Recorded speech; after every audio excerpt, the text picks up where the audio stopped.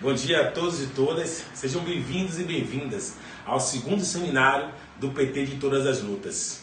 Eu sou Cristiano Lima, faço parte da CONEM, que é a Coordenação Nacional de Entidades Negras, entidade com um papel importante no combate ao racismo no Brasil e no mundo, e também sou membro da direção municipal do PT de Salvador e humilde membro aqui do coletivo PT de Todas as Lutas. Sou morador aqui de Salvador, que é considerada a pujança da cultura brasileira e negra, e é também considerada a Roma Negra, a maior cidade negra fora da África. É também a cidade da contradição. Essa é a cidade que mais mostra o apartheid racial no Brasil. É a cidade que mais mostra a desigualdade social no Brasil. Aqui, geograficamente, a gente pode perceber aonde mora o preto e aonde mora o branco. Aqui a gente percebe de verdade nas empresas aonde está o negro e aonde está o branco. Aqui a gente percebe ainda que as mães não têm aonde deixar os seus filhos. É aqui que a gente percebe de verdade aonde as mulheres negras estão. Aqui é um lugar aonde não se passa nas redes sociais. Salvador é uma cidade ainda governada pelo filho dos coronéis do Nordeste. E essa realidade, nós da direção do PT, do Movimentos Sociais, pela primeira vez na história, estamos mudando. E o PT, principalmente, como sempre, representando essa vontade do povo, essa vontade do trabalhador, como elegeu o primeiro presidente operário da história, como elegeu também a primeira mulher na história, presidente e presidenta, vai eleger aqui em Salvador a primeira mulher negra periférica, prefeita de Salvador. Sim, Salvador, com 471 anos, nunca teve um prefeito negro eleito. E essa vai ser a primeira vez, essa vai ser a disputa, essa é a responsabilidade da nossa principal tarefa hoje. Transformar Salvador em uma cidade que cuide das pessoas, não uma cidade que cuide do turista, que cuide dos monumentos, monumentos esses inclusive racistas. Salvador é a cidade que tem mais homenagens aos racistas na história, e poucas memórias e poucas homenagens ao povo preto. Salvador precisa de gente como Denise Santiago, que sabe, mulher periférica, negra, que sabe o que as mulheres passam, que sabe que as mulheres pretas são as mais violentadas domesticamente em casa. Essa é a mulher que vai cuidar de Salvador e representar Salvador nessa disputa. Então nós estamos em um momento muito importante. Falando sobre a população negra, nesse nosso bate-papo, eu vou convidar para melhorar o nosso debate a nível nacional, ela que é muita honra para mim cumprir essa tarefa de convidá-la para esse debate. Ela que é professora da UFOP, nascida na cidade de São José do Rio Preto, em São Paulo, mas que também é uma grande militante da causa das mulheres, da causa de gênero, é uma educadora social, como ela própria diz. Professora Dulce, que é um amor. Professora, aproveitando essa realidade e aproveitando esse momento, gostaria de pedir e perguntar à senhora qual a sua opinião, como a senhora vê a realidade da população negra nessa pandemia. Antes de tudo, fora Bolsonaro e vidas negras importam.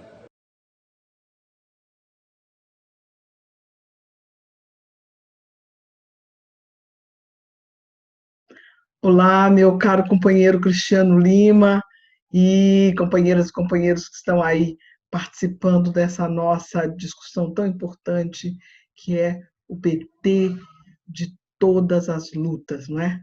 E uma das lutas importantes, sem dúvida alguma, é essa realmente, as consequências, né, os impactos do corona na população. Veja, primeiro é preciso entender que a forma como o governo, não é, o Estado brasileiro tem lidado com a corona tem impactado toda a vida da população negra. Primeiro, porque as perdas econômicas são muito significativas, a insegurança é muito grande, aí ao adoecimento, ao sofrimento, não é?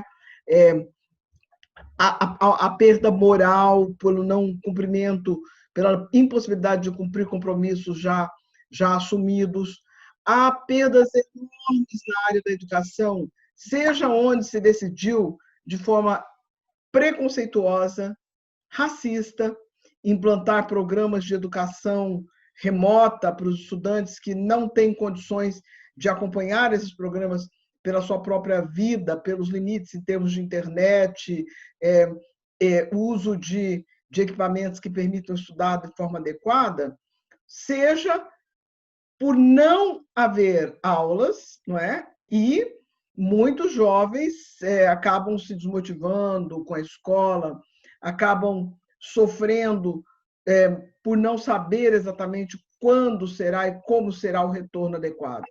No caso de jovens universitários, também há muitos problemas, porque vários desses jovens que tinham bolsa e que na verdade, estão nas universidades e contavam com essas bolsas, tiveram que ir para casa, conseguir formas alternativas. Problemas de toda forma atingindo a população negra, de todas as idades. Há a questão do distanciamento das famílias, quando sem as condições adequadas para o acompanhamento dos idosos, há a questão da vida, da realidade difícil das mães que trabalham, das mães negras que trabalham. Cerca de 75% das mulheres negras, das mulheres empregadas domésticas são negras, e essas mulheres estão vivendo situação muito difícil, porque, primeiro, não têm o adequado cuidado para os seus filhos, e, em alguns lugares, chegaram mesmo a identificar o trabalho doméstico como um trabalho essencial. Imagine, sendo um trabalho essencial, essas pessoas acabam estando sujeitas ao transporte público inadequado, à contaminação, muitas vezes, no próprio local do trabalho. Então, essa é uma realidade difícil. Eu vou voltar a ela daqui a pouco, quando fizer um pouco mais das nossas discussões. Além disso, esse número elevado de mulheres que são empregadas domésticas e que perderam o emprego também, porque é um número muito elevado de pessoas que perderam o seu emprego, como não há um programa do governo que apoie, sejam empregadores, sejam empregadas domésticas, para que elas continuem recebendo os seus salários, ou pelo menos um valor. Nós não temos um programa de renda mínima, as famílias que dependem dessas mulheres estão extraordinariamente atingidas, não é? Por essa pandemia. Além disso, há a questão dramática do número elevado de mortes de negros proporcionalmente ao número de pessoas que ingressam no sistema de saúde. Eu vou falar um pouquinho mais disso também. Quer dizer, as pessoas negras que dão entrada no sistema de saúde têm muito mais possibilidades de morrerem do que aquelas não negras, do que as pessoas brancas. E, além disso, há a questão do próprio desgoverno, né, que se vive hoje, que não usa essa oportunidade para assegurar adequadas condições de vida das populações mais empobrecidas. Então, em alguns países, em alguns lugares do mundo, por exemplo, em alguns lugares do Oriente Médio, em vários países da Europa, em vários lugares dos Estados Unidos, esse momento foi um momento oportunizado para se garantir saneamento básico nas regiões onde moram populações que não têm acesso ao saneamento, não têm acesso à água, por exemplo, o que não ocorre no Brasil. Portanto, a população negra é extraordinariamente penalizada. Agora, é importante que a gente entenda, desde a história dessa pandemia e como e as desvantagens para a população negra. Veja bem, o Covid-19, esse vírus específico, não é? Chegou ao Brasil como? Ele foi trazido para o Brasil por grupos das classes mais abastadas, por técnicos de alto nível que viajam, por pessoas que vieram do exterior, que em número reduzido, e trouxeram o Covid para o Brasil.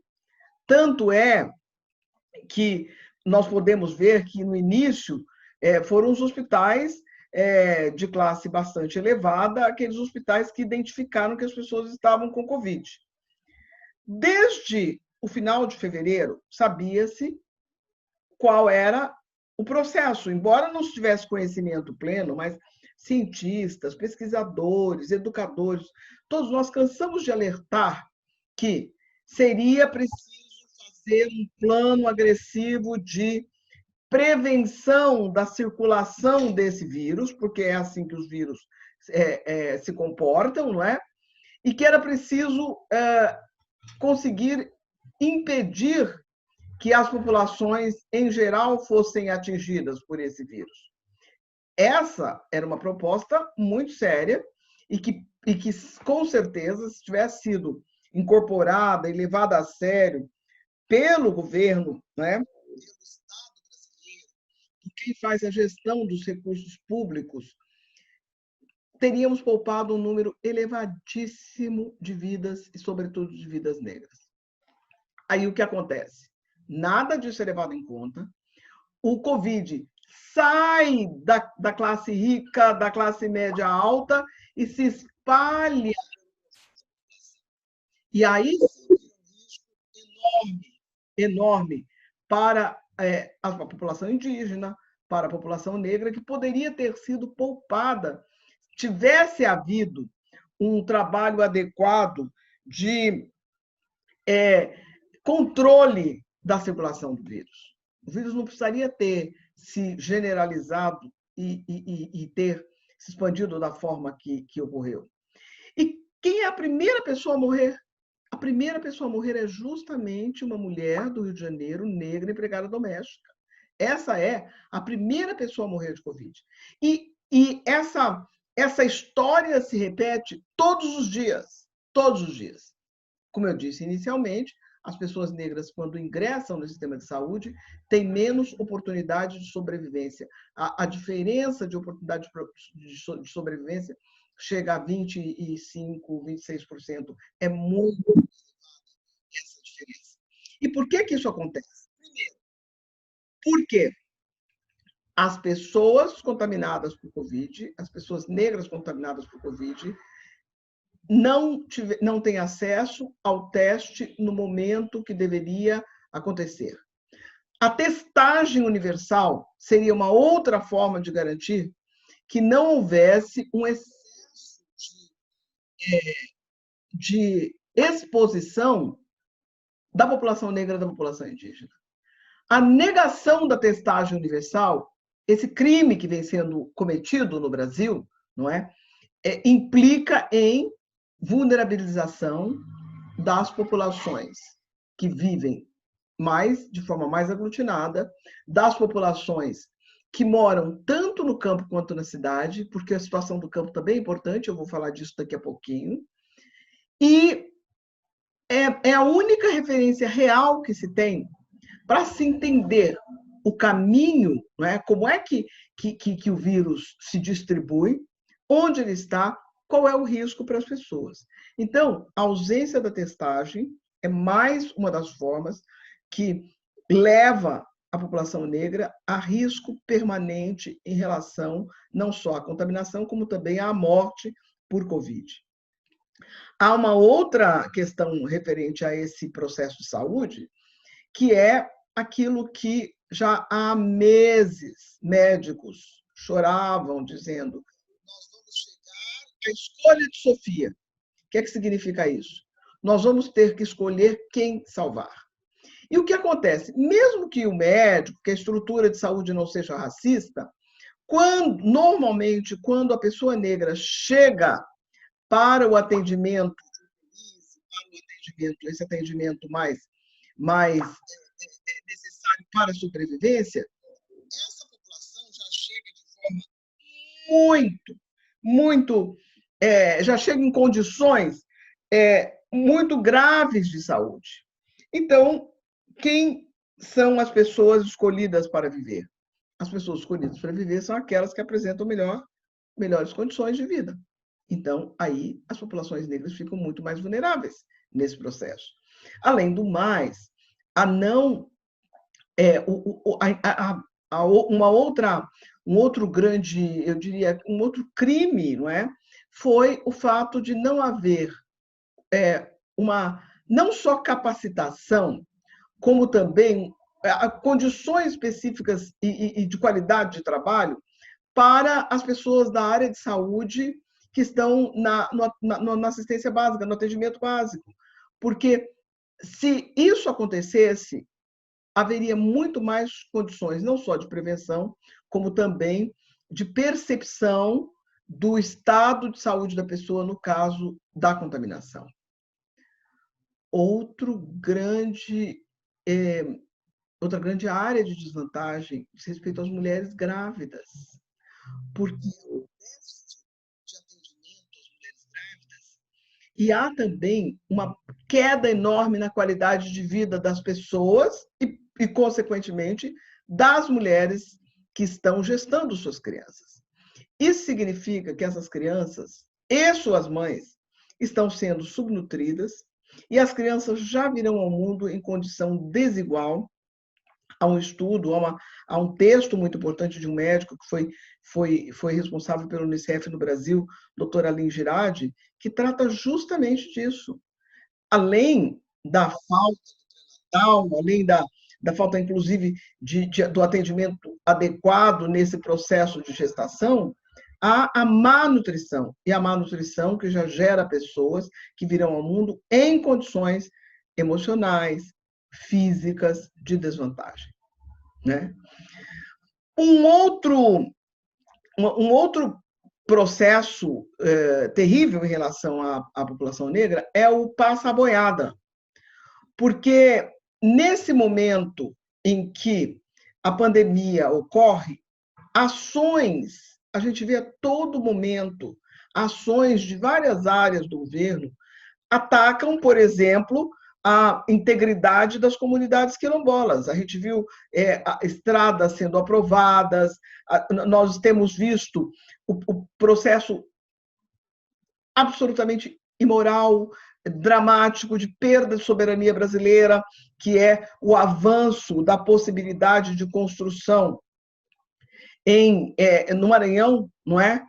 Em Alcântara, a base militar um solo de quilombolas está sendo cedido para uso do Estado americano e para uso internacional sob a coordenação dos Estados Unidos. Então, essa boiada está passando em cima de nós, realmente nos impedindo de continuar, inclusive, a viver de forma adequada em nossos territórios. Não acontece só no Maranhão, acontece em outros locais, não é só no caso da base de Alcântara.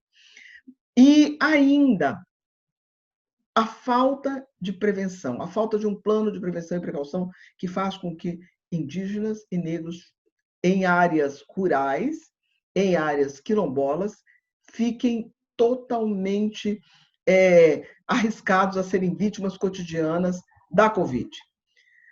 Esse mesmo processo que houve de pessoas da elite que foram contaminadas e que são vetores da Covid para o conjunto do Brasil, isso aconteceu também em relação aos quilombos, em relação às populações indígenas, em relação à população rural. Vocês devem ter acompanhado o que aconteceu em Fernando de Noronha, quando um avião cheio de técnicos do governo chegou lá e as pessoas tinham Covid e, por sorte, houve uma ação muito rápida das autoridades do estado do Ceará e autoridades diretamente de Fernando de Noronha que impediram a circulação dessas pessoas.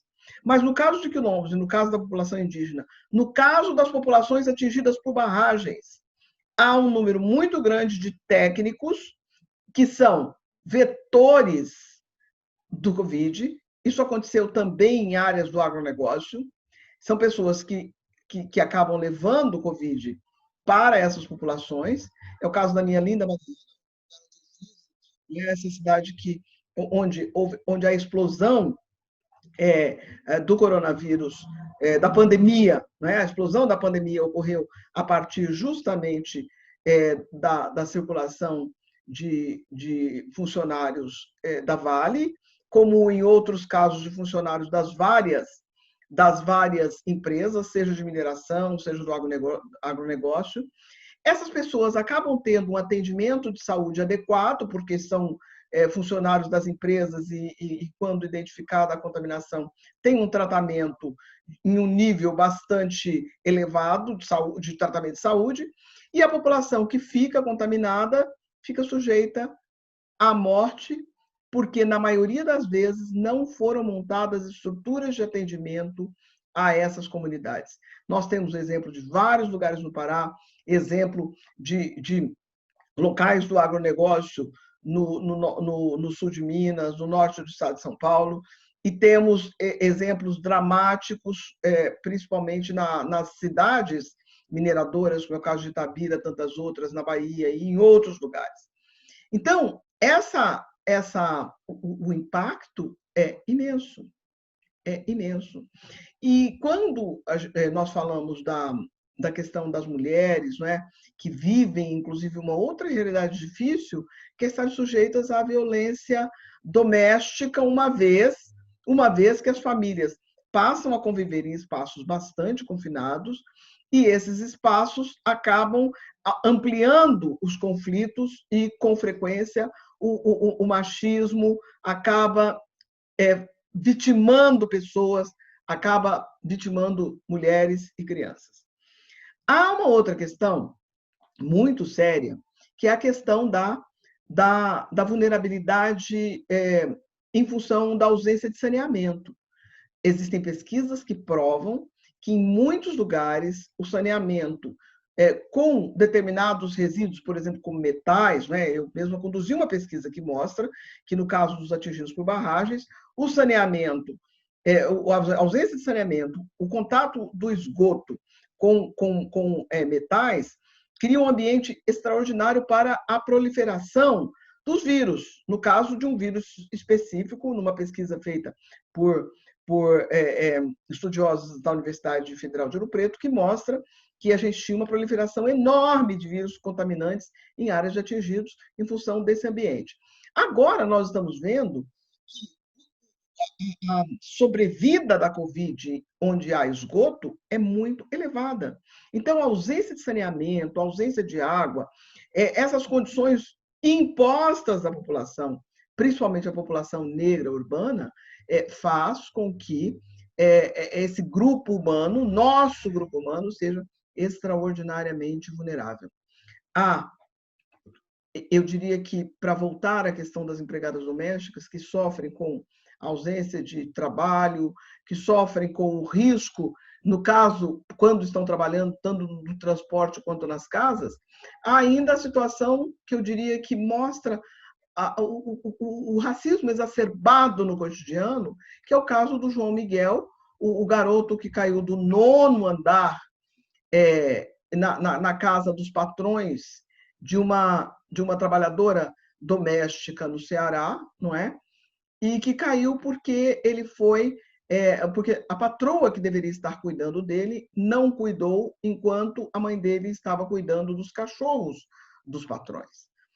Eu diria que esse é um caso emblemático, como é o caso dos jovens assassinados no Rio de Janeiro, porque, de um lado, a gente vê o racismo operando no espaço doméstico, não é? No espaço de trabalho, as mulheres negras são obrigadas a deixar sua própria vida, deixar seus filhos, e os seus filhos ficam em risco, seja em casa, seja no seu lugar de trabalho, ou ainda pela violência da polícia, que tem sido exacerbada em vários locais, não é? Em vários locais do Brasil, com a eliminação de jovens, mesmo em um momento em que deveria haver o distanciamento social. E, por último, a população negra tem poucas condições de realizar o distanciamento social fundamental, necessário, porque nós ainda não estamos no pico da primeira onda do Covid no Brasil. A segunda onda poderá ser muito mais dramática. Então, é preciso que nos cuidemos, é preciso que exijamos os dados, porque essa é uma outra forma de se negar a cidadania. quando os números verdadeiros da Covid estão escondidos, quando não se dá o número correto de pessoas segundo a sua origem étnica, quantos são os negros morrendo, como estão morrendo, onde estão morrendo, por que estão morrendo. E, finalmente, é preciso que haja uma identificação muito clara da forma criminosa com que se faz essa iniciativa tão precária de disponibilização dos R$ 600 para as famílias, que é feita de uma forma absolutamente incompetente e também criminosa, à medida que expõe as pessoas a filas para receberem os recursos, à medida que negam os valores para pessoas que têm direito, à medida que supervalorizam, inclusive, esse processo, porque nós sabemos que as trabalhadoras e trabalhadores do Brasil, que os negros, os trabalhadores do Brasil e as pessoas que estão jogadas fora do mercado de trabalho com condições de contribuir, deveriam estar recebendo muito mais do que esse valor e que digno, de fato, seria uma renda mínima de qualidade para todos os brasileiros.